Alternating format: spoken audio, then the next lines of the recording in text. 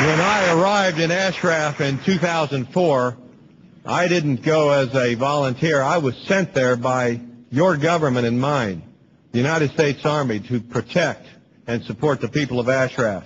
And when I arrived in Baghdad as a soldier, no one knew much about Ashraf. I had never heard of it. It was all news to me. They told me this is a dry spot out in the desert you're going to. And so I remember it was nighttime, and we had our convoy of Humvees. Sadly, maybe some of the same Humvees that we saw in this video. We made our way to this dry desert spot, and within 20 or 30 miles, I noticed a bright glow in the night. And I asked the people that I was riding with, what are all those lights? They said, oh, that's Ashraf. It was a great shining city.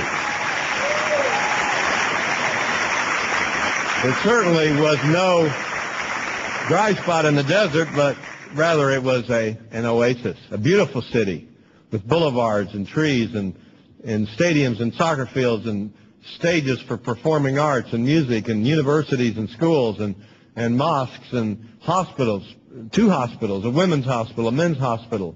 It was a great city.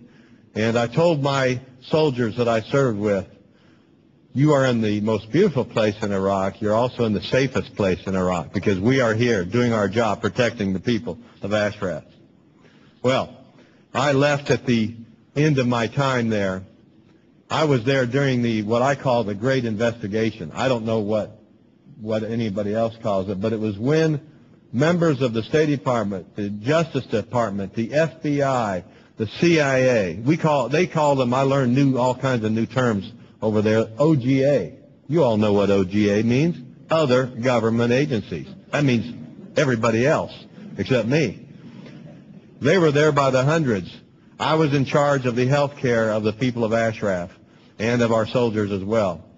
And I remember those many months of that intense investigation. I spent many hours with the Americans, the OGAs, but I also spent many hours every day with the people of Ashraf. And I remember at the end of the investigation, there was such great frustration on the part of the investigators because they could not find one person that they could grab and take back and charge as a terrorist.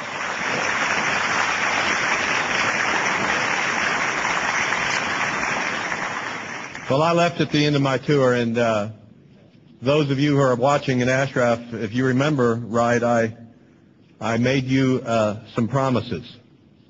I left Ashraf